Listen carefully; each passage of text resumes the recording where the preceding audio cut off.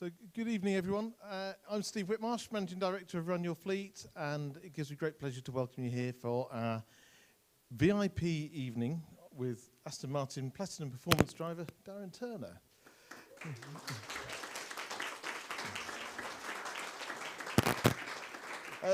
The idea of the event was to bring together our three partnerships that we've got, which is the Greater Birmingham Chamber of Commerce, the British Racing and Sports Car Club, and of course our brand ambassador, Darren Turner. I'd like to thank them all for this evening. Thank you, and for your continued support. It's really appreciated. I'd also like to thank the Village Hotel, the team at Run Your Fleet, especially Joe, who's organised this for us on our side, and of course you for attending. Thank you all very much. Moving on to the entertainment for this evening. We're in for a real treat. It's not me, by the way. I will finish in a second. With two great people from the world of motorsport.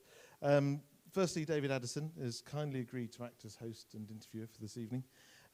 David has a formidable CV, built up over the last 30 years, commentating on TV and track in all forms of motorsport, from Formula 1 to oval racing.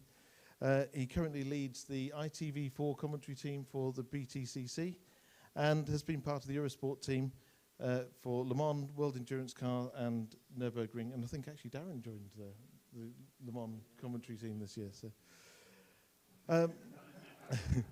and of course, Darren is one of the UK's most successful and experienced racing drivers. He was recognised early in his career by winning the McLaren Autosport BRSCC Young Driver of the Year, and he's excelled in single-seaters, touring cars, and sports cars, funnily enough. He spent many years being test driver for McLaren Formula 1, and of course is a multiple winner of the hardest race of them all, Le Mans. I've known Darren for a few years, and he's a great ambassador for us. Probably the nicest man in motorsport. Please give Darren and David a warm welcome. Thanks very much.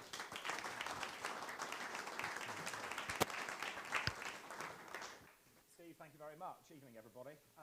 I'm mindful that we've got two audiences tonight. There's all of you in the room who may not necessarily be motorsport fans. We'll try and convert to you as the night goes on. But at the other end of all of these cameras that you can see dotted around the room are members of the British Racing and Sports Car Club who are watching on the live stream, who are probably a lot more motorsport orientated. So somewhere in the middle of all these questions is a happy medium, and hopefully we won't lose the motor racing fan or bamboozle the non-motor racing fans amongst you.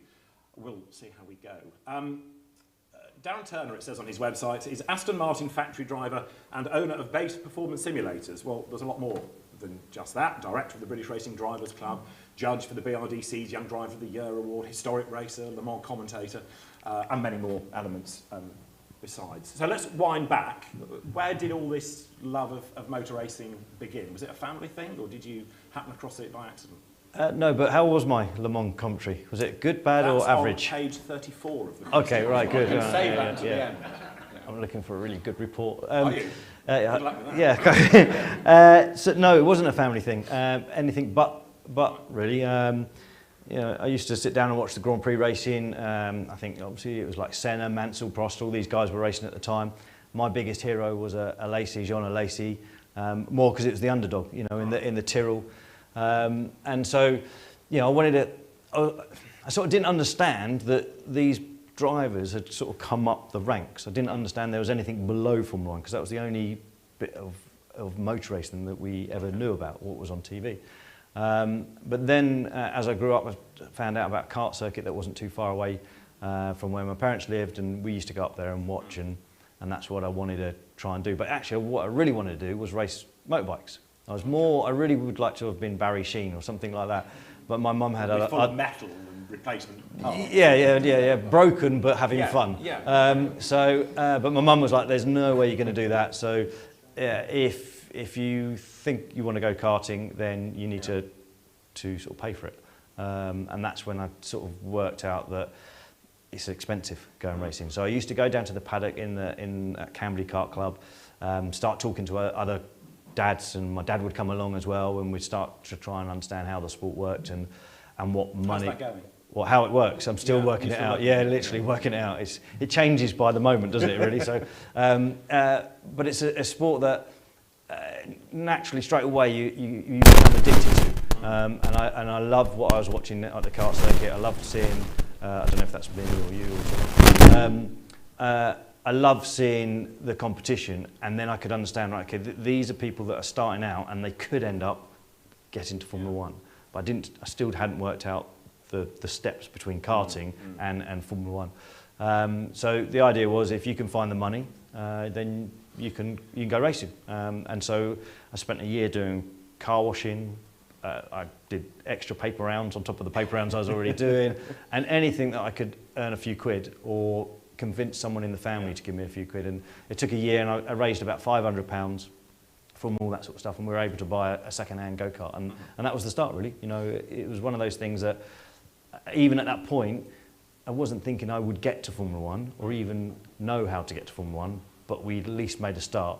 And I really wanted to work. What I found was I really enjoyed working on my go-kart. You know, it kept me out of trouble with the stuff that you used to get up to as a lad at school and stuff like that. I'd come home, strip my go-kart, clean it, build it, put it all back together, strip it again. My mum used to get really annoyed because I used to do the fuel tank in the kitchen sink, and the hamster used to get high off the fumes, and you know, it was all that sort of stuff. So, you know, I loved it, and I thought, I don't understand how you get there as a driver, but maybe I could get into the sport as a mechanic. So while I was at school, it was like, you know, maybe I can end up being a Formula One mechanic, and that was my dream, you know, as a teenager.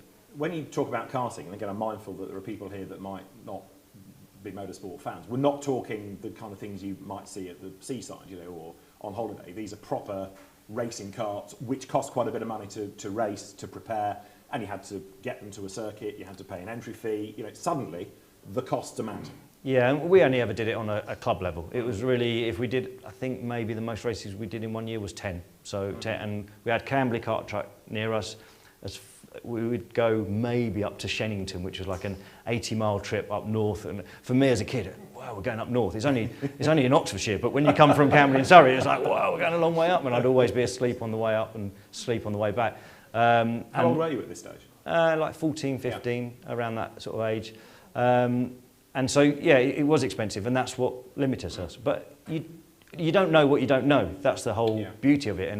And I saw other kids racing better equipment and everything else, but it was like, it wasn't like I was upset about that. It was just, well, they can and we can't, and we just do the best we can with what we've got. And me and my dad, I'd say 80% of the time, had a lovely time.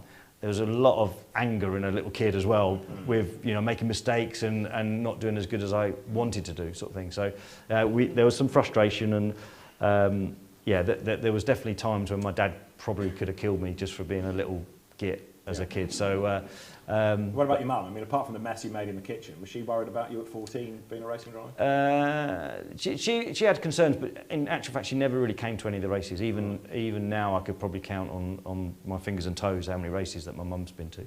But both of them have been hugely supportive in terms of, with me and my sister, in terms of, there's the world, go and explore, go and do what you need to do, and just have fun and keep safe. So it's been, I couldn't have asked for, you know, two better parents. They couldn't give me the golden ticket to get to Formula One, but they gave me the tools as a person to make the most of it. So yeah, I appreciate that a lot. But it was one of those things that the karting got to a stage where we did it at a club level to a certain period, but it wasn't ever going to go much further.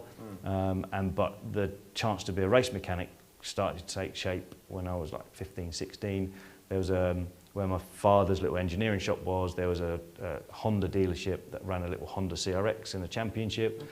They were after a gopher, like a kid that would just do anything for a job, and, you know, clean tyres, clean the car, run around, get the bacon butties and all that stuff. So I got an evening job and a Saturday job with that little team, and that's where my sort of entrance into proper motor racing came from, working with that little championship. So.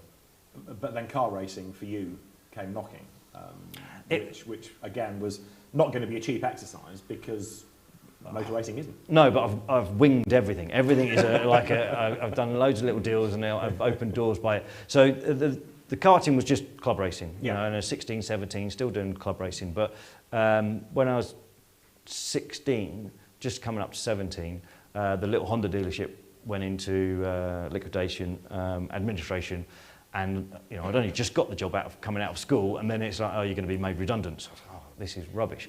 And before the internet, so to find out any race teams' addresses and everything else, it was a bit of an effort to Yellow Pages or back of Autosport magazine or anything like that to find teams that were available. Yellow Pages. I know. I know. But that was what it was. So I sent a 16-year-old CV is fairly short, isn't it? You've got your GCSEs, and I've done a year of working on some Hondas. So I just sent it to all the teams that I could find addresses for. And in 1991, Jordan Grand Prix were in their first year of being a Grand Prix team. And it was, I think it was like May time, they put an advert out for someone to work in inspection. So it's a small race team, 40 people at the time. Yeah. So I sent a letter and I got asked to come up for an interview. So my parents drove me up to Silverstone. And because you can't drive at this stage, presumably? No, I could, right. But I don't think they trusted me to do the journey up to I don't think I trusted myself to not get lost on the way there. Right, so okay. They drove me up there, and the old guy that ran, Gordon was his name, lovely guy, he ran the inspection department, which was measuring all the components that came in before they ended up on the race car, crack testing them, making sure they were correct. And he was after someone to assist, but I don't think he was expecting like a spotty 17-year-old to rock up. So went in for the interview, and he gave me a technical drawing and a micrometer and said, measure that and tell me if it is to the specification of the drawing. And because of my background where my father had a little engineering shop, I'd sort of grown up with verniers and micrometers and all this stuff from being at his workplace. So I grabbed the micrometer, and apparently I learned on the day there is a right way of holding one, and obviously I held it in the right way straight away. Excellent. And I got the job. So and that was I left home at 17, moved up to Silverstone, and I was as happy as a 17-year-old kid could have been. They put me up in a little B&B, and I just thought, this is it, I'm on my way. I will eventually end up being a Formula 1 mechanic, whether it's Jordan Grand Prix or someone, but I'll be on my way. And some weekends, me and my dad would go off kart racing. And the bit that sort of changed that was all the race teams at Silverstone. There's Jordan Grand Prix, there's Alan Dockins Formula 3 at the time, there's lots of race teams, and they'd all club together and do these karting nights. Okay. So on these karting nights, I'd come along and destroy them because I weighed nothing and I'd been karting. So, I built up this little ringer's reputation of you need Darren in your team because he'll win it for you. And eventually they said, you should really try and do the Jim Russell Racing School at Donington Park, there isn't really a racing school like it anymore, which is a shame, but you should really go and do the Jim Russell Racing School and see if you can transfer your karting sort of performance into a junior single-seater. And I remember finding out what the score was with the cost of it. It was a £2,000 week course, but they were doing a deal, it was £1,000 or something, and so I begged, borrowed and stole from everyone at Silverstone, from the canteen, from the engineering shops, anyone that would give me tenner, 20 quid. I think the most I got was £50 from someone. On the proviso, I said, if I make it to Formula 1, I'll give you twice as much money back. Obviously, I've never given any money back at all. So, but I raised the 1,000 quid, and I was able to go and do the Jim Russell School, and it was great. Great experience in terms of learning how to drive a single-seater. At the end of the week, you got a race with all the other novices, and that worked really well. But I met 3 guys on that course. They're all older than me. They weren't trying to be race drivers. They just wanted to have the experience of going through the racing school. And to this day, I'm still really good friends with them.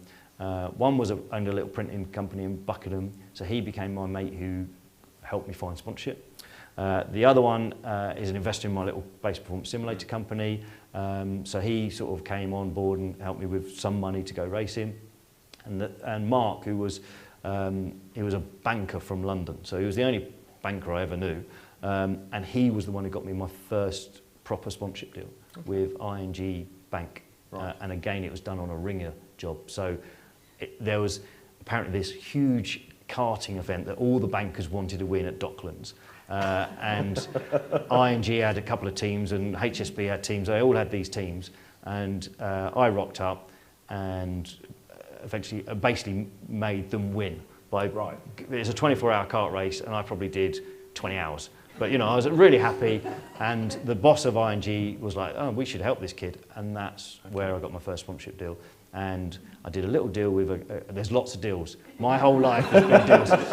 We're getting that impression. Yeah. Yes. So I did a little deal with one of the designers at Jordan Grand Prix, and I said, look, the only thing I could probably get the money together would be to do Formula First, which is the lowest of the sort of single-seaters that was available at the time. It was basically a Fiesta XR2i engine in the back of a little frame, and awful to look at. Ugliest single-seater that you could ever get. But it was cheap to run. So I said, look, if you can give me some money so I can buy a Formula First, I'll race it for a bit and sell it, and I'll give you like 10-20% back on what you give me. And he's like, oh yeah, that sounds right. So he gave me 4,000 quid. I went out and bought a really dodgy Formula First, but I had all of Jordan Grand Prix's facilities to make this really bad Formula First into a really good Formula First. And the one thing I worked out quickly was I didn't know anything about setting up a Formula First. And if I got friendly with one of the mechanics of the really good teams and gave them some cash, maybe they'd come down and set my car up. So we went from being the first race with me and my dad in a Transit and a trailer, knowing nothing, with a little novice plate on the back of the car, with zero experience at Cadwell Park, having an awful weekend, and towards the back, 8 races later, being on pole position. You did a deal, did you? Of course there was a deal. There was a deal to be done with a mechanic who wanted cash, and he set my car up, and we ended up going from the back to the front in 8 races, and then I got a break with one of the teams, and they gave me a free drive in the Winter Series. And then it snowballed from there, and that's a long story of a short story of how I got going. Well, thank you all very much for coming. Right, chapter 1. Yes, yes, you're with your mouths closed. Yeah. So by this stage, you're now a racing driver, and the world is at your feet because you can win races, win championships, but you've still got a few steps to go to Formula 1. Or are you still wanting to be a Jordan mechanic? No, definitely. No. Oh, that was the funny thing. Because I got my first mobile phone, I can't remember what year that would have been, but it was like 93 or something like that, because I'm obviously Del Boy, wheeling and dealing, trying to do sponsorship deals. And the head of the, by this time I'd moved from inspection to R&D at Jordan Grand Prix, and the head of the department at the time was like, look, you're on your phone, trying to get sponsors, trying to do stuff all the time. Your brain's gone from trying to do a job here at Jordan Grand Prix to trying to be a racing driver. Can you piss off? So I was like, okay. So I effectively got sacked by the department guy. I was a bit like, oh, that's not great, because that's the only money I'm living on. And they said, well, but you can go over to Silverstone, and they've got the racing school, and you can get a job there. So I sort of got sacked on the Friday-ish. I don't know if I officially got sacked, but I asked to leave. Is that the same as being sacked? Team out. Yeah. It depends whether you work in the HR department. Yeah, so I don't think I had one. So anyway, I went from Jordan Grand Prix, and on Monday I got a job at Silverstone Driving Centre, and it was the best thing ever in terms of it gave me the freedom to have more time to go looking for sponsors and trying to go racing and do deals and everything else. And I could earn, like if you did a long day at Silverstone, so if you did like the driving centre in the day and a karting session in the evening, as in running it, I was earning as much as I was at Jordan Grand Prix for a week. So it gave me all that flexibility and a chance to earn a few more quid. And yeah, that's when it started to take shape. But it was all about going out, finding sponsors to create opportunities. Was that not deeply terrifying, being sat in a car next to somebody that thinks they're going to be the next big thing in Formula 1, and you've got to sit there and assess them, and they're trying to prove how good they are, and you're thinking, no. No, in terms of most people have got like a higher level of wanting to stay in one piece during the end of the day, so I was always quite relaxed with them. But the main thing on the driving school is, as long as you're telling them and giving them as much notice as possible what you're expecting them to do, then you're okay. I didn't mind it, you know. Even now, you know, I still do a little bit for certain, you know, events and bits and bobs, and I'll jump in, and I don't like doing it as much as I did back then. But at that time, it was like I'm getting paid to help people go fast around racing circuit, and what's not fun when you're like late teens at 20 to be earning money just being on a racing track. And the best bits of those days were not when the customers turned up, it was before, when you had to set the track up and when you had to pull everything back in, all the cones and stuff like that, because you got like half an hour either end of the day where you could just rag a car and just learn car control. There was a racing driver, he's not with us anymore, a guy, an Australian driver called Cunningham. he worked at the school. His car control was off the scale, and he's about 10 years older than me at the time. And you'd want to go out with Neil in the morning to go and set the circuit up because you learn so much from him because he's got all this calmness about his driving, and it was great. You know, what I learned at the racing school really did help with just being a racing driver, you know, in a weird way. What was the next step then? Because you're still having to try and find sponsors and fund it, and the higher up the ladder you get, the tougher it's getting, presumably. Yeah, I mean, I was lucky with the karting thing that gave me the ING lease as a sponsor, so I started to get a bit of money behind me in terms of a portfolio of sponsors. I went from Formula First Winter Series, I did a big jump to what was a main championship, Vauxhall Lotus then. Too much of a jump, not enough budget. One of those things where, in hindsight, if you knew, you wouldn't have made that move. You would have gone like I jumped 2 steps. I should have gone 1 step. So that was a bit of a disaster.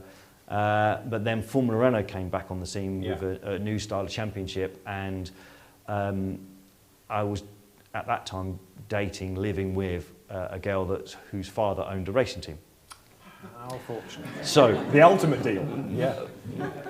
That wasn't how I planned it, but it did work out well. And that what she said? I'm not so sure she's so keen on the idea now, but at the time it was great. You know, that family took me under their wing, and I got 2 years of racing in Formula Renault, which really put me on the step. And it was all down to Claire and her family and the Redgrave Racing, because they basically took me under their wing and gave me the opportunity. So there's been a couple of things like meeting Mark at Donington for the Jim Russell School that meant I met ING Bank, which meant I got up a level, which got me in front of Redgrave Racing and took me under the wing. You know, there's all these little things that played out that meant there was some momentum. And at the back of the first year I did Formula Renault, which was in 1996, there's a Young Driver Award. At the time, it was called McLaren Autosport BRSCC Award. And they take the sort of the top 6 young drivers in the year, and they go head to head at Silverstone for 2 days. And at the end of, or the beginning of December, there's a big awards evening in London, Park Lane. There's all these awards for international race driver, big awards for lots of drivers. And the last award of the evening is the Young Driver Award. And so, as an example, Coulthard was the first winner, Dario Franchitti won it, Indy 500 winner, Jenson Buttons won it. The current 2 that are like absolutely flying in Formula 1 at the moment, George Russell and Lando Norris, they've both won the award. So it's a huge thing for a young driver. So I was in the mix in '96, but up until that point, no one from Formula Renault had ever won it. It was always from like a Formula Vauxhall thing. So I thought, it's in my dodgy way of how things work, I was like, I must be fixed and Vauxhall must be paying for the award. So I'll just have 2 great days at Silverstone, and it's the first time I've ever gone to a black tie dinner. I'll just have a lovely time with my family and Redgrave family. The alcohol?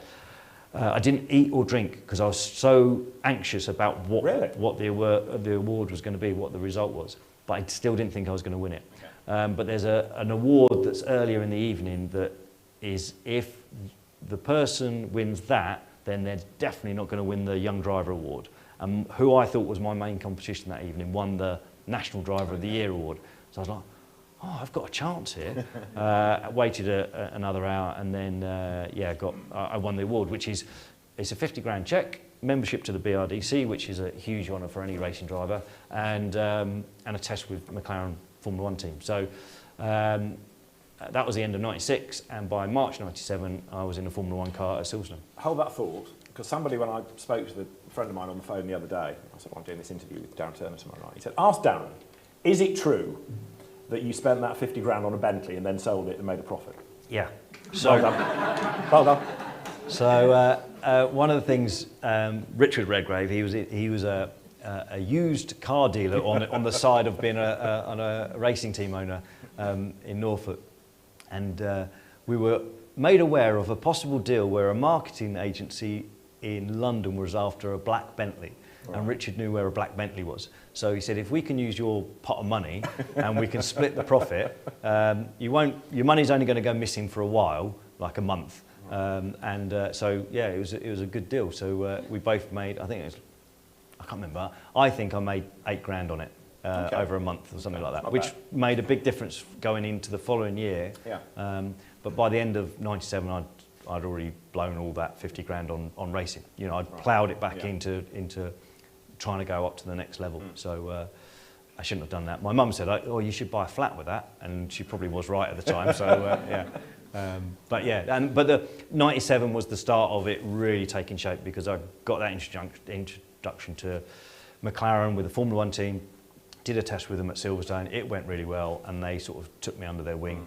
And I started to get paid to do tests for McLaren, which was, you know, the turning point for any driver is when you stop paying to try and go racing. It's when they start paying you. And I can remember like having the chat with Indy Lar, who was like the main guy with the Formula 1 team at the time, and now he runs the heritage side of McLaren. I can remember him saying, "So, you know, make sure you send me an invoice at the end of this day." And I'm like, what for? And he goes, "Well, obviously we pay you now." And it's like, "Oh, you do?" And it was like, what do you even charge? So I just said, "You tell me what I should write on the invoice." That was the start of getting paid. And also, McLaren really did take me under their wing under Martin Whitmarsh, and you know, I was there for a long time after that. We're going back quite a long time, relatively speaking. What sort of test development work could you do? Because this is before simulators, so you're in the car, not in a sim. Yeah, I mean, the sim started in '98, and again, that was just perfect timing for me, because they needed someone who was as keen as mustard, who would be happy to sit in a dark room all day long driving a simulator. And they were really early days for what is completely the norm now in terms of Formula 1 development. But they're quite crude in those days.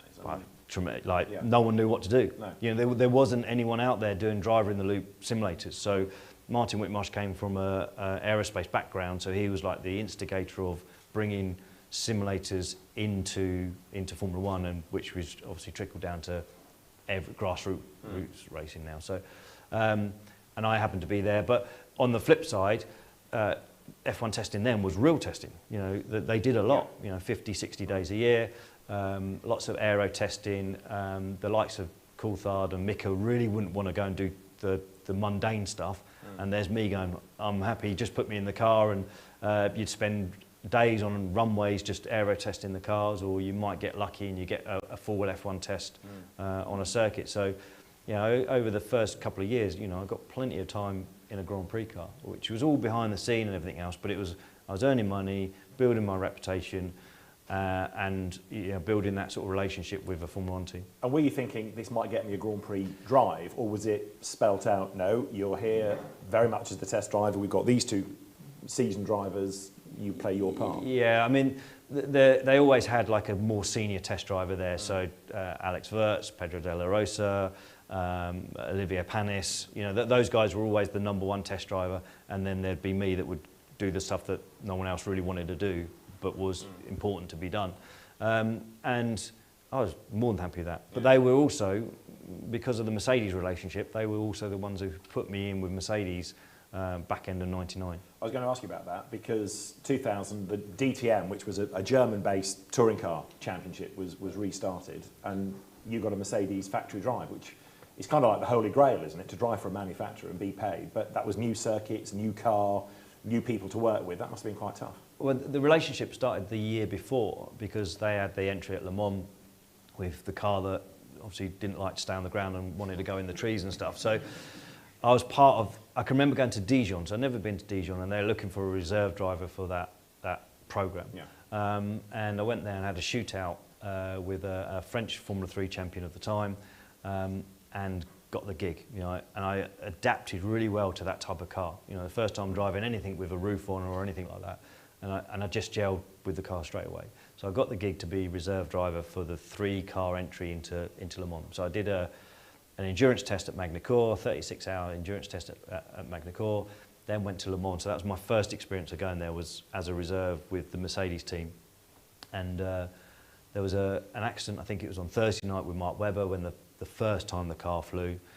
And they said, right, he's not in a great shape, you may have to get in the car Saturday morning for the warm-up and race if Mark's not feeling strong enough. But thankfully Friday night, which doesn't sound great when a driver says, thankfully I don't have to step up, but when you've done no laps and the car's obviously had a big shunt, you don't want your first experience to be a 20-minute warm-up and then straight into the race. No, sure. So Mark was fit and healthy on Friday night.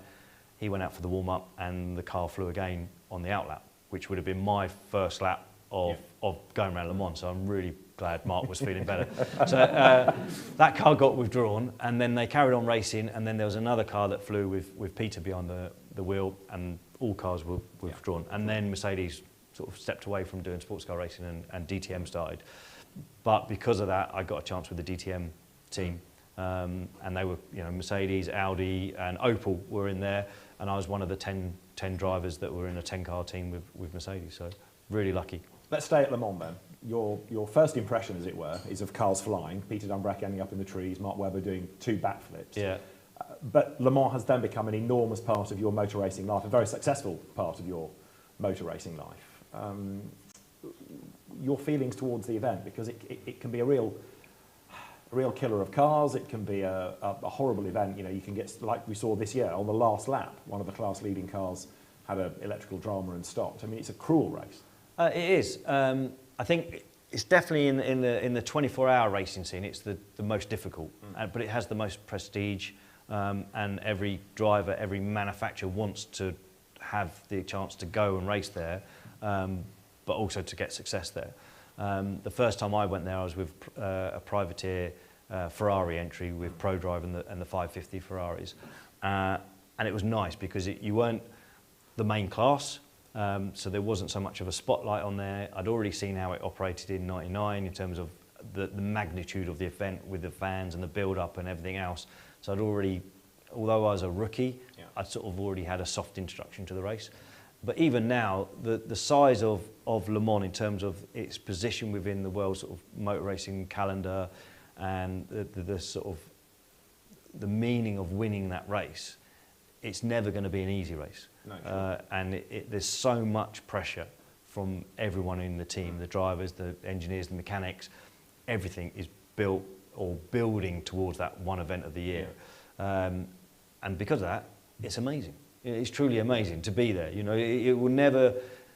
I was lucky enough to do 17 Le Mans, and they're all special. Just the fact I got to be on the grid. And, you know, we had proper heartache at some of them. And we had the best celebrations ever. And the one thing about Le Mans is the podium there.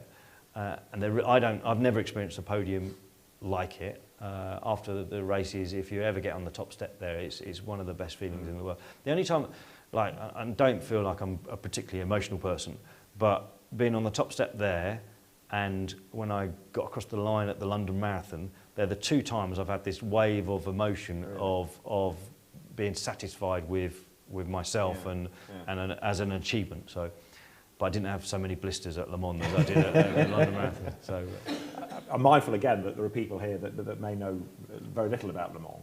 Not only does the race genuinely go on for 24 hours, cars go round and round. It's not you on your own. You've got 2 co-drivers. You split that. But the whole timetable of race weekend is pretty grueling because most of the activity takes place in the evening, or it used to do, because a lot of the track is on public roads. So French motorists are up and down the roads during the day, the roads are then closed, and it becomes a full race circuit. So Wednesday, Thursday, you're late to bed because things on track would finish at midnight.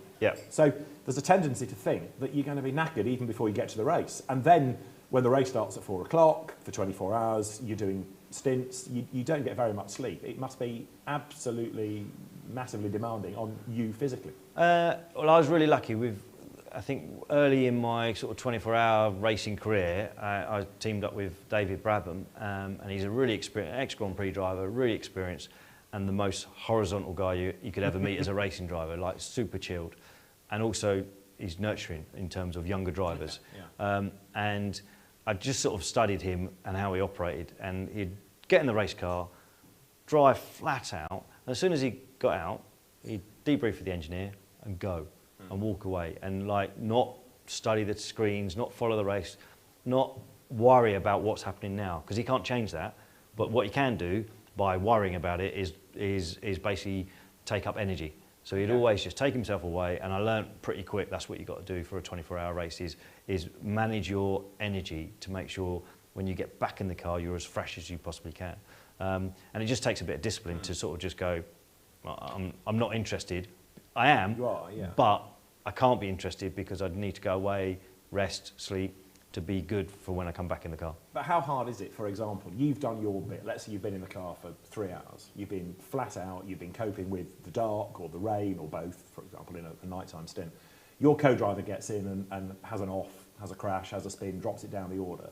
How hard is it to then play that team game and say, oh, it doesn't matter, you know, we can all make mistakes, or do you want to have him by the throat? No, because I've done that mistake. So it's like, I have a lot of empathy for any driver that makes a mistake at Le Mans. Yeah. It's a horrendous thing when you know the sort of the preparation that's gone into it. And the worst one I had was, I think, 2006, and it was only like 3 laps into the race. Got a really late call to box and just took the car across a curb, and it damaged an oil pipe, and it cost us 15 minutes in the race. And I think we still ended up near the podium or on the podium, but we could have won that one. And it was a late call by the engineer, but my bad judgment to try and sneak into the pits, and I damaged the car. Do another lap. At that stage of the race, me doing another lap, it was the right call, and if it happened 5 seconds earlier, it would have been perfect. But because it happened there, I reacted, made a mistake, damaged the car. And in actual fact, if I'd just gone around for another lap, it would have made no difference at all, sort of thing. So I've been in that position where I've cost the team and my teammates a great position or a great result, and it's horrendous, you know, and it really takes time to get over it. You know, even now, it's a horrible, oh yeah, I did that. And that's 15, 16 years ago. And those drivers still remind me that, you know, that was my error, yeah. So I've been on the receiving end of having that feeling, and I know that, you know, the best way to get everyone back together is not to give anyone any grief. It's like, these things happen, how do we now get a result? How do we work back into this race, if it's possible to get back into the race? One of the features of Le Mans is the famous Mulsanne Straight that over the years has been corrupted a bit. You've got these 2 chicanes to slow the cars down, but that's a public road. So you are going down this rutted public road with the sort of tram lines from all the traffic in the dead of night in your Aston Martin GT car at what kind of speed? I always want to say it's 200 mile an hour, but it isn't. It's like 185 or something like that. But enough, isn't it? But let's say it's 200 just for the drama. But it's one of the, I think it is 185, and the prototypes are sort of 210 or something like that. And it's a lovely feeling to be on the track at that point, because it sort of feels a little bit naughty because it's public road, and you know, there's the road markings and the restaurants and, you know, the surrounding stuff that you don't have on a normal traditional racetrack. So it does feel great to be out there on that particular part of the track, because the start line and everything to begin with is very much like a racing track. Yeah. So it just feels like the norm, and then you get through Tech Rouge and onto the Mulsanne, and then it's like, now we can start to play. And that, like you say, all the stuff where the trucks leave the tram lines and all the ruts and the camber of the road, they all make such an impact on the car, and it's sort of the way it moves down the straight. It's a little bit like a little 200 mile an hour dance. We'll round it up. It's always good to round up, isn't it? Dance on the way down to the first chicane. The worst part is at night when you see the depth of the water and you can't tell where you're going to aquaplane. Right. And your brain is saying, come off the throttle, slow down. Yeah. But your heart is saying, don't do that, because we're in a race. You need to keep going. You need to keep going. So generally your heart wins, and you know, you keep your foot to the boards. And at that point, it's no longer enjoyable. It's definitely, I'm doing this because I'm getting paid to do this at this point, and I want the result, sort of thing. So and in those circumstances, when it's pouring down with rain and it's pitch black there, I think most drivers would be quite happy to, should we have a tea break? Should we just call it, let's have a little tea break for an hour or two and let the rain go through, sort of thing, because there's probably only a few drivers that actually really enjoy it at that point. How much illumination have you got? Because there's, out in the woods, as it were, the Mulsanne, around Arnage, that area, there's obviously the headlights of the cars, but what else have you got to help you find the road? There's not that much ambient light going on. You'll go through pockets of where there might be an industrial estate, or down at Mulsanne there's a golf club on the corner, and there's a fair bit of lighting. The most enjoyable part for me of the circuit is Mulsanne down to Indianapolis and through Indianapolis. You've got 2 high-speed kinks, and then you've got Indianapolis corner, which is like a 5th gear right followed by a 2nd gear left. Beautiful complex. The camber of the road is really in your favour between those two corners, and you're approaching it at a high speed as well. It's pretty much the highest speed of the circuit, but you're encompassed with all the trees and stuff like that, and it's so nice going down there at night, especially if you're in a bit of a battle, but you're in a GT battle and you're not being disturbed with LMPs and stuff like that. The faster cars, yeah. So yeah, that's when I always feel tremendously lucky to be part of the race when you get those little experiences. Do you feel lucky to be part of the race when it's your stint sort of early on Sunday morning? You know, you've had 3 or 4 hours kit, you stumble back into the pit lane, there's this racket going on as cars are going round and round and round, and you've got to get in, you've got to be awake, you've got to be fresh, you've got to assess what the car is like, and you've got to start delivering lap times straight away. Well, there's like most circuits, there's a time of the day where they just get fast, and it's called happy hour at Le Mans. And it's not an hour, it's probably 2 hours, but effectively, if your schedule or rotation through the race means you're going to be in the car for happy hour, it's likely you'll end up with the fastest lap out of the 3 drivers.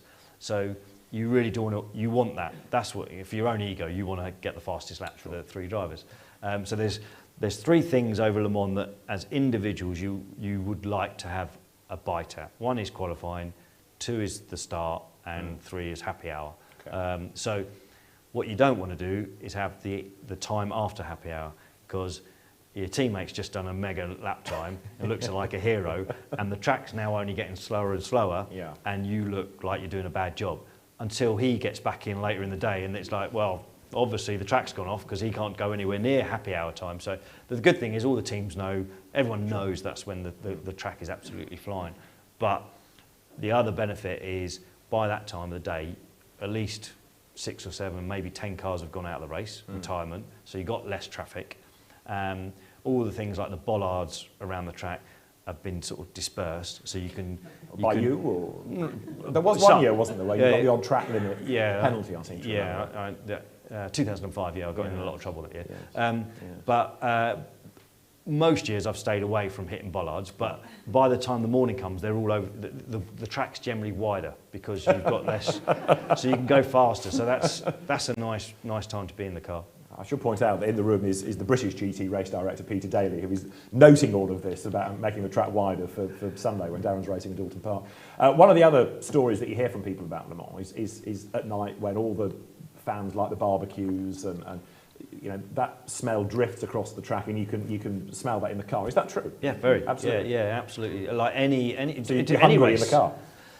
Well, my general race diet is a cup of tea every time I get out of the car, and then a bit of porridge, a banana, and then I cycle that through all the way through to the end of the race, basically. So I'm fairly low maintenance for the catering staff. Once the race starts, I'm really low maintenance. But yeah, for sure, when you go past a good barbie, it's the smell is, especially if it's like, if you're out like 9 or 10 o'clock at night, it just feels, you can just imagine it. Big burgers and sausages. And you've got your porridge and a banana to look forward to in another 2.5 hours. Yeah. And it's also when you're, the bit that's really annoying is when you've done your stint and you're walking back to the motorhome and that, you'll go past all the drunk fans who've got beers in their hands and they're having a lovely time. You're like, I just love a beer right now.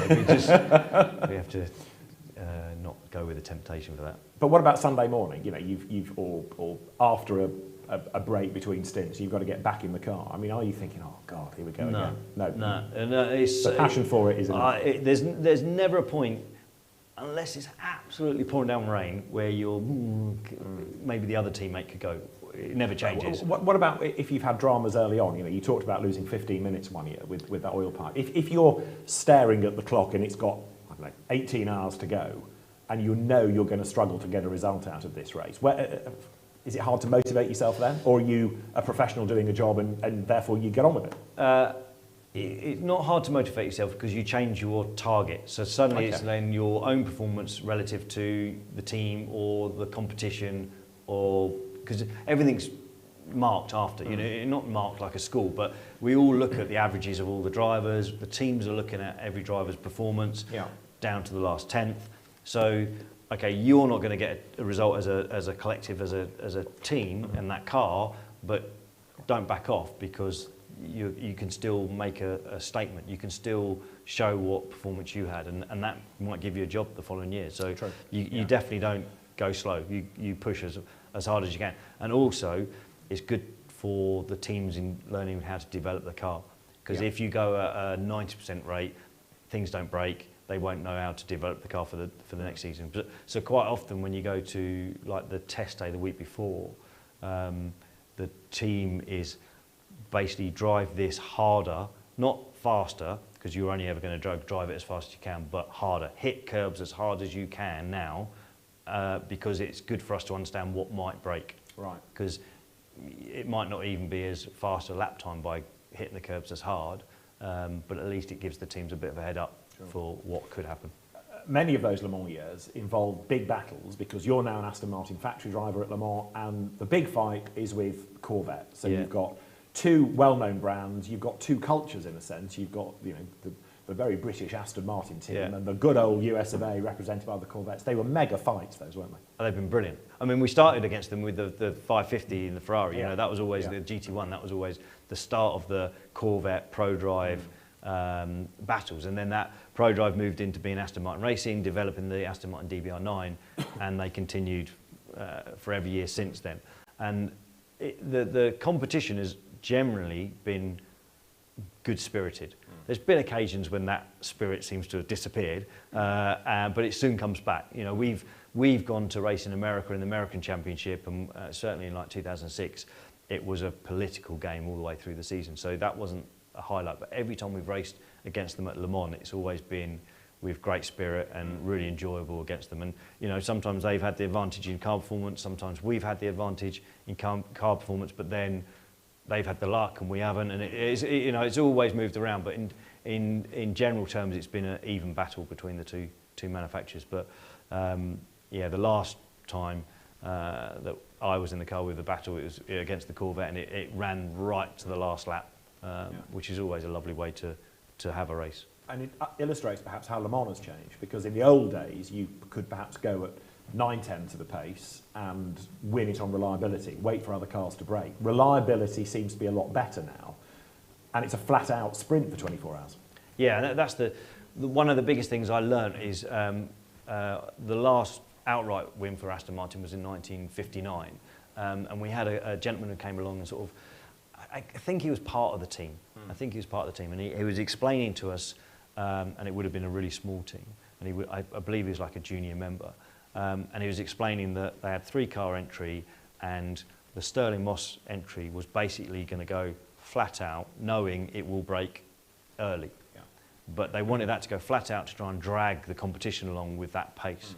And then the two other cars had set lap times of, I think one was at 4:20 and one was at 4:25 seconds.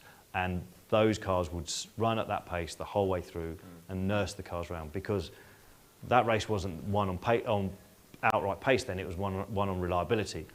And sure enough, Stirling went off with his teammate and they broke the competition, and then the next two came through and ended up winning outright.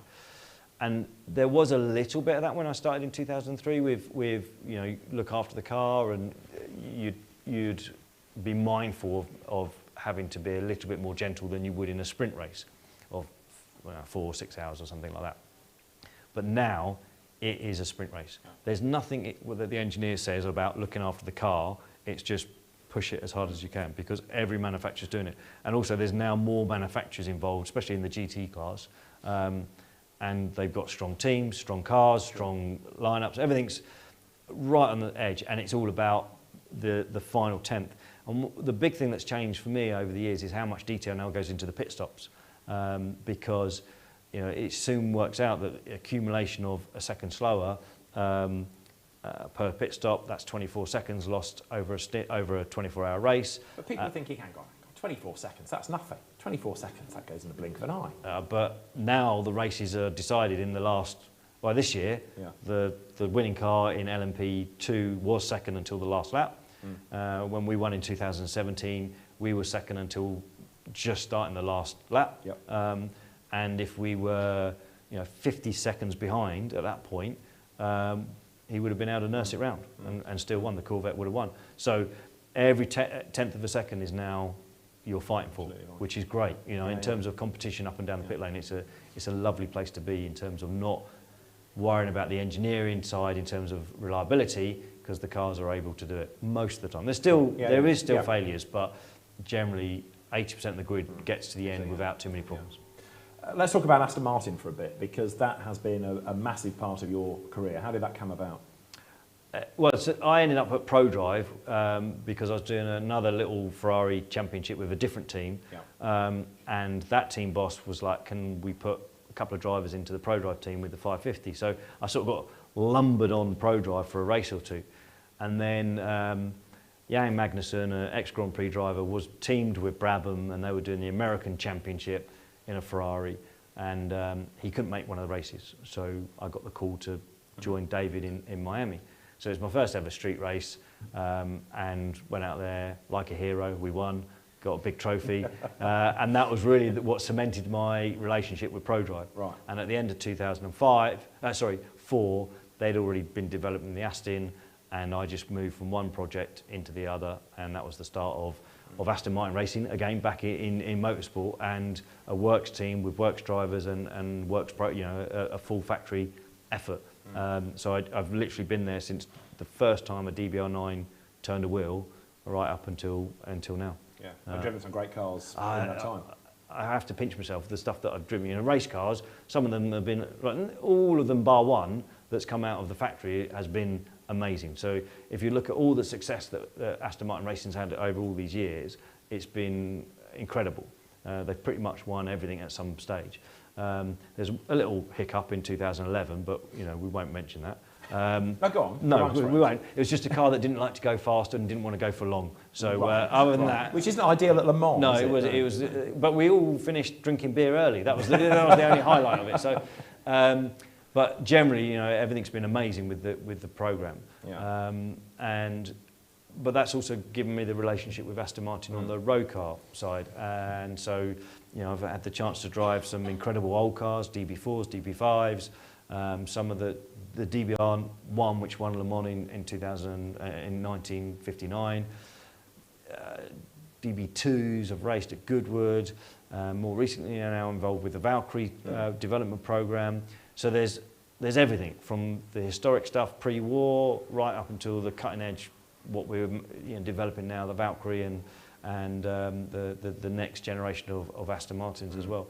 And then in 2 weeks' time, I'll be in Nürburgring on the Nordschleife testing DBX SUVs.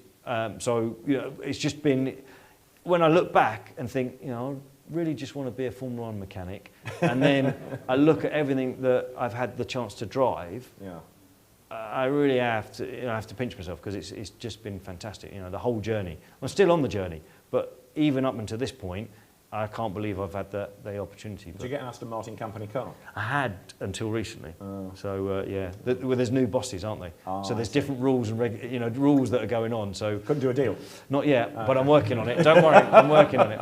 I have bought myself a 2014 Vantage. Right. So that was sort of, you know, the same car as what we had at Le Mans when we were on in 2017. So you know, that version of Vantage has got a special place for me. So I've got one of those. It's, you know, it's nothing amazing, but it's amazing to me. It's my little car. Yeah. So, and it's a long way from having a Vauxhall Chevette as a first car to having having a proud owner of a little Aston. Oh, it's very commendable. You own up to having a Vauxhall Chevette. Not many people actually do. I loved that little Chevette. It had a great gearbox, and you know, I had lots of fun in it. There are people watching on the live stream who are now Googling Vauxhall Chevette because they've never heard of it.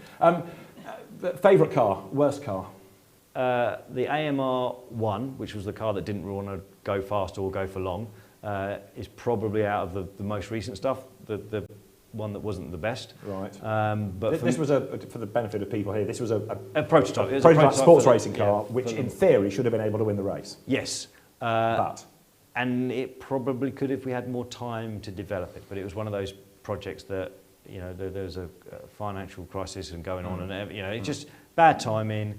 And it was just one of those things that it didn't work, but it had all the, on paper it should have been amazing. But in terms of favourite is the DBR9, just because, you know, I was involved with it from the beginning, and it was the end of the big V12s, sequential gearbox, you had to heel and toe. There was more involvement from the drivers' Just explain perspective. what heeling and towing is. Yeah, so to get the engine speed right when you're coming down the gears, using the brake, and then you have to blip the throttle as you go from one gear down to the next bit. So it's a timing thing. But when you're, it goes back to the Jim Russell Racing School that I did in '92 for £1,000 because I got a deal, and that's what they taught you at the Jim Russell Racing School, how to heel and tow. Right. And you know, that is something that isn't used as much now, but because it's all on paddle shifts, and you know, it's a bit easier for the drivers. But that DBR 90 will always be my favourite. And the car that we won in 2007, it sort of was built for the race, won the race, and then sort of went into the museum at ProDrive, Aston Martin Racing. And then it's moved around a couple of owners since then. And then this year at Le Mans, I got a chance to drive it again in the support race at the Legend. So it was really nice just to jump back in that car and just remember how glorious the V12s were, and the impact that car, you know, it's a fan favourite, you know, for the noise, the looks, and just what GT1 was all about back in the day. Yeah. What about co-drivers? Because obviously part of endurance racing is that it's not just you, it's you and two others sharing a car. Yeah. I mean, Colin McRae, World Rally Champion, you shared with at Le Mans 1 year. There have been some good co-drivers and perhaps some not so good. Again, I think I've been lucky where I've had I'll be politically correct. I've generally had decent co-drivers. Some are like lifetime friends. There's only been one or two that actually really don't like, and just I'll say off mic later, at the bar later. But there's you have to say I've been quite lucky in terms of having decent teammates all the way through. Like I mentioned, Brabs has been a favourite just because he was like not like a father figure, but you know, someone that gave me a lot of direction when I came into it. And even now, you know, he's very much influential in just the way he operates as a pro. He's a great guy. And then, you know, more recently I've been with Johnny Adam, you know, Scottish driver, great talent, nearly as laid back as Brabham, and you know, he's a super guy. But one of his skill sets is he does a lot of pro-am racing, and he's incredible when he works with a gentleman driver and just maximise. You know, he's won the British GT Championship so many times. It should just be the Johnny Adam Championship really. And then, you know, I've had a German driver, Stefan Mucker, and on paper we probably shouldn't be mates, but you know, our friendship is you know, even recently I just went to Berlin and stayed a couple of days and got completely drunk with him, and we reminisced by the barbecue about how great we were back in the day and all that sort of stuff. And you know, we travelled the world together, and we had incredible fun while we did it. I had crazy people like Thomas Enger. You know, he's a Czech driver, completely wired up, different, but a lovely guy. And that's in the sports car world. And then I had a short little spell in British touring cars with the Seats in 2007 and 8, and shared it alongside with Jason Plato. Now Jason I knew from working at Silverstone Racing School, so like a generation before, and he's always been the guy that I've we had conflict as teammates, as you would, because it's different types of teammate. When you do sports car racing, you want your teammate to do the best they can, and you'll give them everything you can to help them, because it's sharing a car, and the only way you're going to get the result is together. When you're in individual cars, if it's single seaters, Formula 1 or touring cars, the first person you've got to beat is your teammate.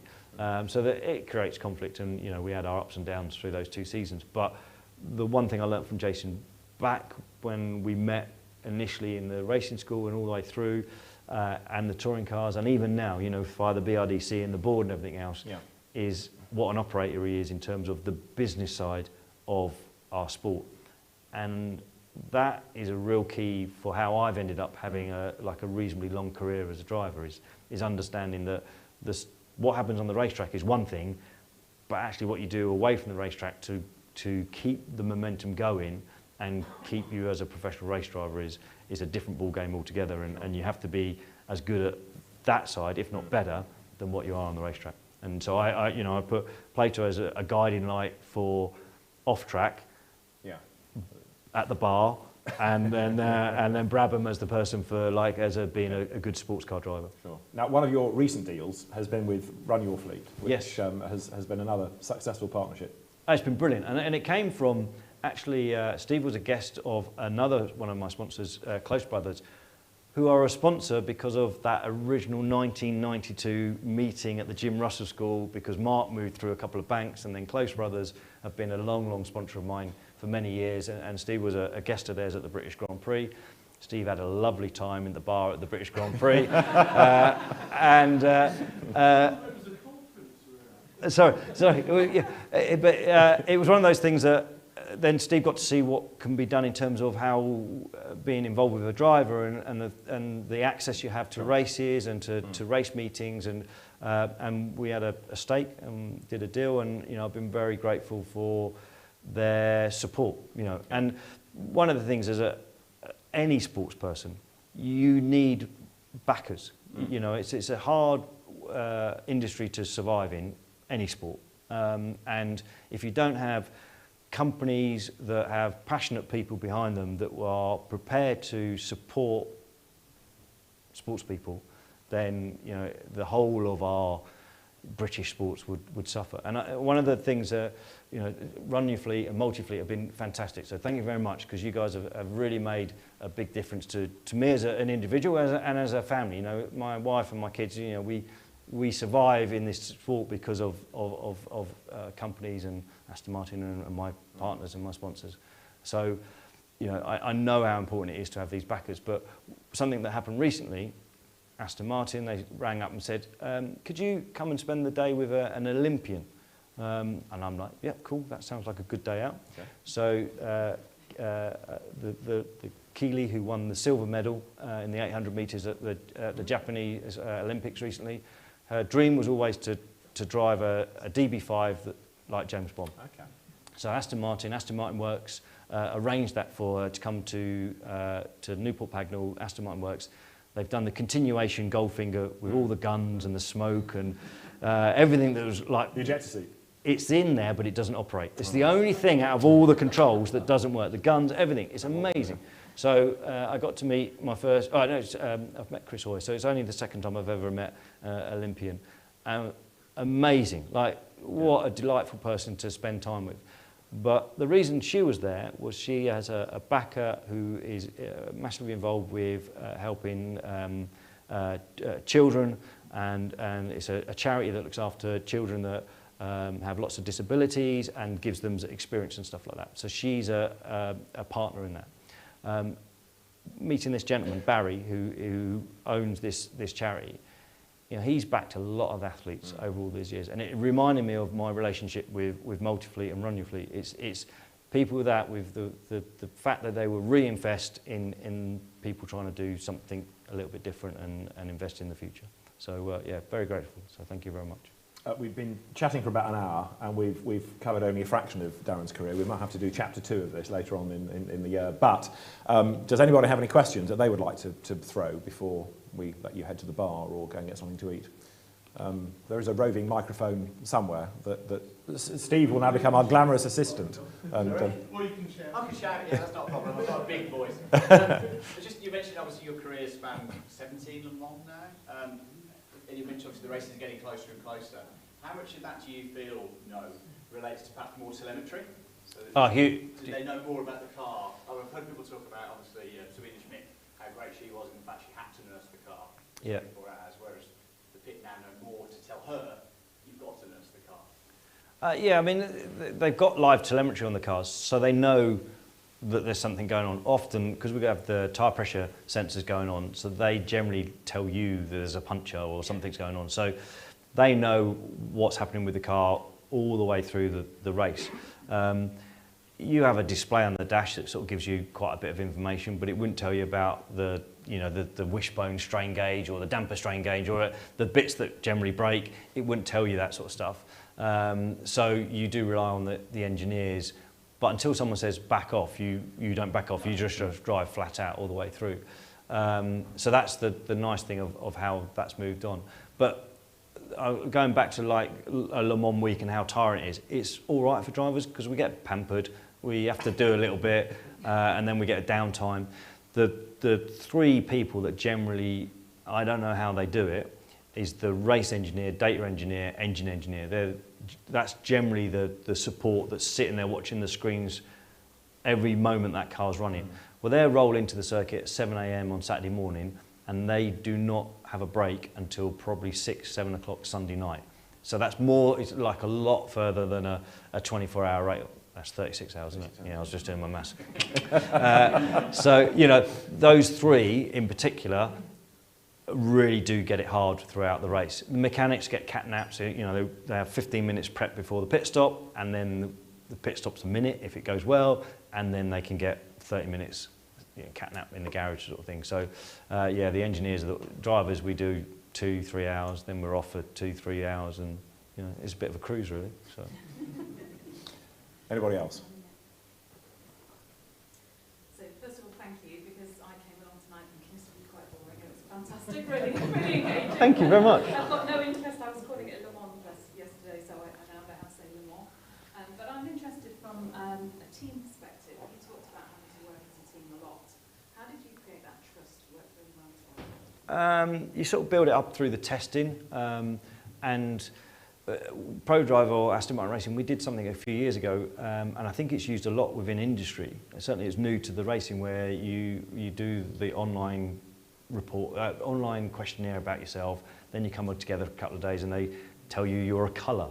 I don't know if anyone else has done this. Yeah, so for racing drivers, What we colour don't. Are you? I'm red. Oh, yeah. Yeah. Is that good? But I imagine you're all red.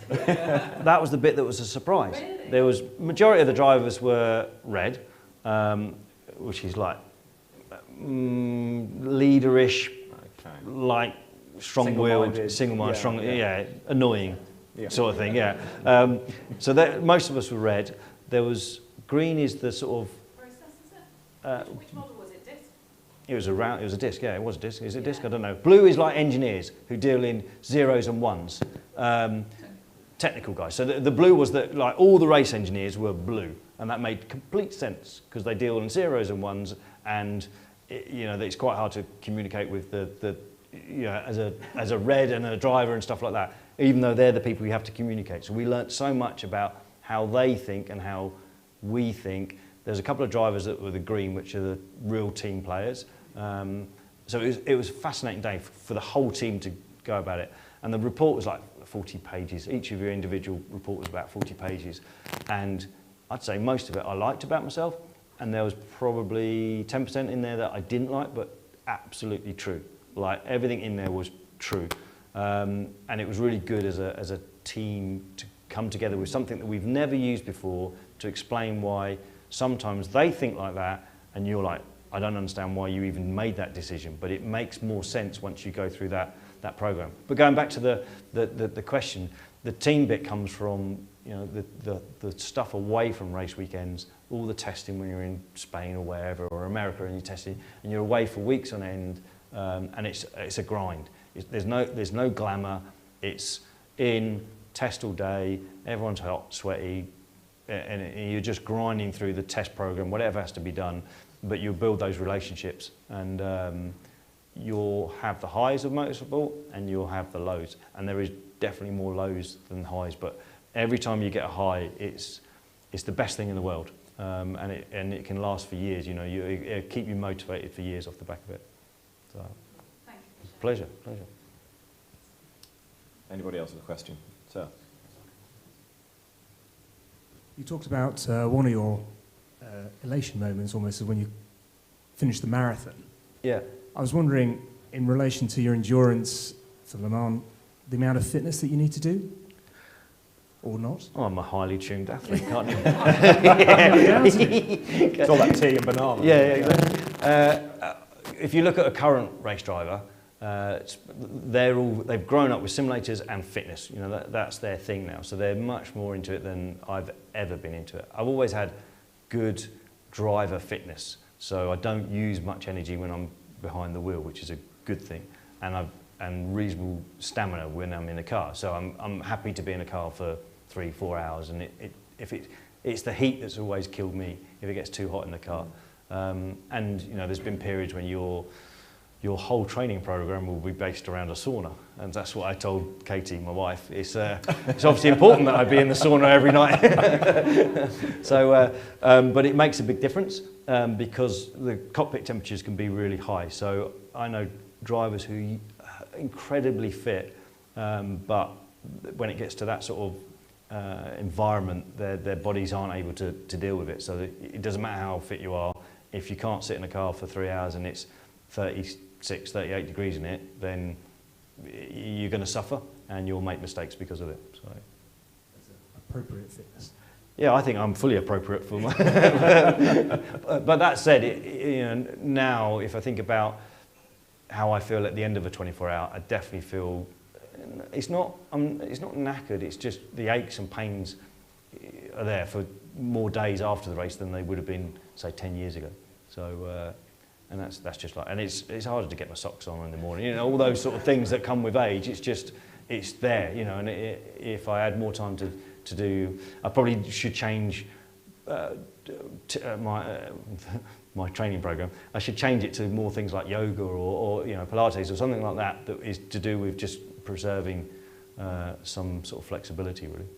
And in the car, you are not exactly comfy. I mean, we're not talking good quality seating. You've got to share that car with somebody else, so that the car's got to fit around all three of you, hasn't it? It's all right, the seats, yeah, because basically with the sports car nowadays is the biggest guy will make a moulded insert, so it'd be moulded exactly to what his shape is, and then the next guy might be able to get away with that seat with a small modification, like they might cut a bit of material away that doesn't affect the first guy, or they might, you know, add a little bit with a cushion or something. And then, like me, generally I'm the smaller guy in the car, I get a full baby seat, which is basically a moulded seat on top of their moulded seat. So it's generally, you're all right. Yeah, it's comfy.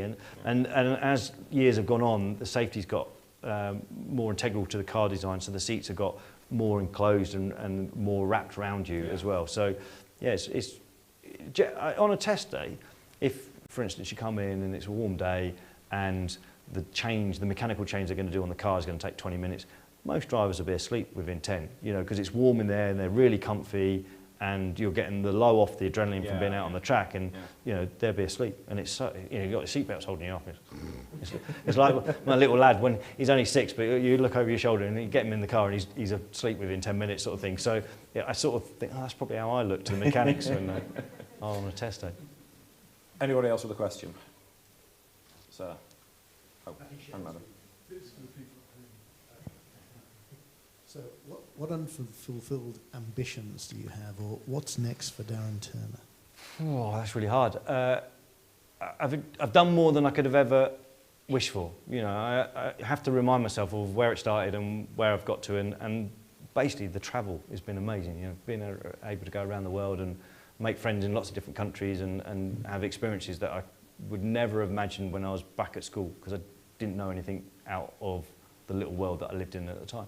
So now it's hard to say, because in terms of racing, the stuff I would have liked to achieve, there's no way I can do it now. I'm too old, too slow, it's never going to happen. So you sort of just have to let that baggage go. And yeah, there's a few things I'd like to try. There's like the Bonneville Salt Lakes. I'd really like to drive an old belly tank, old World War II belly tank thing, like land speed. Looks completely mad and crazy. I'd like to give that a go, just to go fast in a straight line. Yeah, but now it's you know, I've just become a director of the BRSCC, which owns Silverstone. There's lots of things now I can do to put back into the sport that's given me so many great experiences. So yeah, maybe I don't know what the next chapter is, because I'm just getting to the end of the racing chapter and just starting to negotiate a few more deals, and I'm pretty chilled with life at the moment, and yeah, I'll find something that sort of gives me that excitement from racing, but it'd just be somewhere different. But there's, you know, there's lots of things I'd like to try, yachting or something like that. So if anyone's got a nice yacht, I'd really like to have a little go. And there's a deal, clearly. Yeah, there's a deal. Yeah, I'll clean it.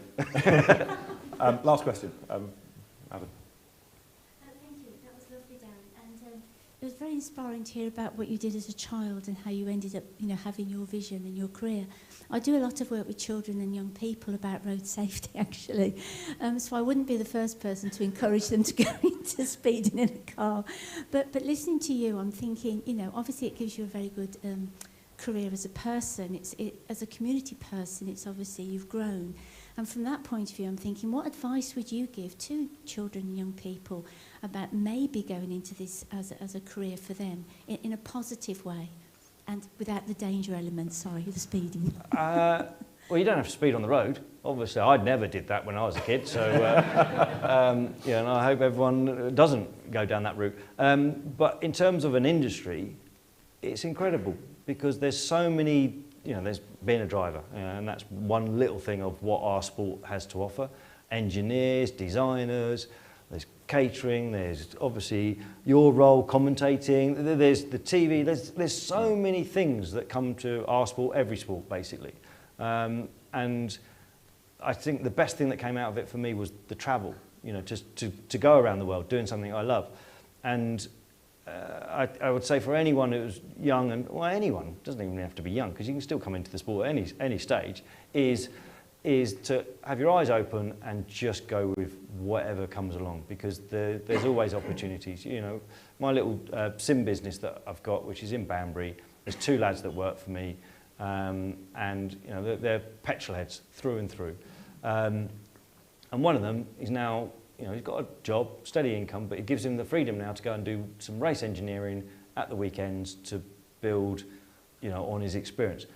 To be honest, I hope he ends up being like what I was at Jordan Grand Prix. He goes, and doesn't just sit on the fact that he's got a steady job with us at the sim. He actually goes and takes on the big wide world and sees where his engineering can take it. It's got to be his choice. He's either got that in him or he hasn't. And then the other guy, David, who works for me, who's halfway through Austria at the moment in a van delivering a sim, but he started racing as a novice 2 years ago, MX-5. Honestly, he bores us to death about MX-5 racing on a regular basis, but it's so good to see. He's got the job and he's in motorsport, but he's able to go and live his little dream with going racing on a shoestring, basically. But there's so many things within our sport that people can do, and that's what's so great about it, is that you can do anything. There's pretty much everything is there, from medical to, we need all these people, sports scientists, to, like I said, engineers, designers, logistics. There's so many things that can be done within our sport, so it's just get involved. That's the main thing, just get involved. I think we might be able to get some of you to come and have a look at British GT if you haven't already done so, because we have a draw for some tickets to the final round of the championship, which is at Donington in the middle of October. So Darren, can we ask you to do the honours? We have five pairs of tickets to give away. 5 pairs of tickets. The final round at Donington. Do I get to keep the trophy? It's probably yours anyway. I won't look. That's really bad, isn't it, to look? Just think of it. Right. I've gone with that one. You can read it out. Oh, blimey, I'll get this bit. Right, Robert Pettigrew of Thursfield Oh, Solicitors. 5. Right, sorry. Is the first winner.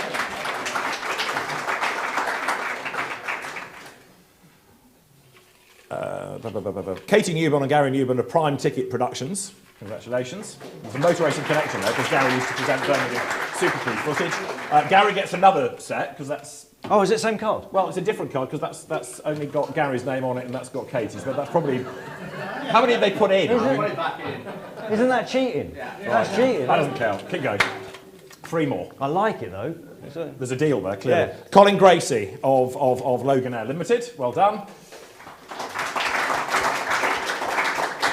Faye Goodman of Good Media. Congratulations. And last but not least is Darren Turner. No, is Kevin McDonough of the Birmingham Film Festival. So well done. Steve, I'll give you those in a few moments. Everybody, thank you very much. I hope we've not bored you too much over the course of the night. Thank you to the Birmingham Chamber of Commerce, to the Village Hotel, to the British Racing and Sports Car Club, of course to Run Your Fleet, but most of all, ladies and gentlemen, Darren Turner.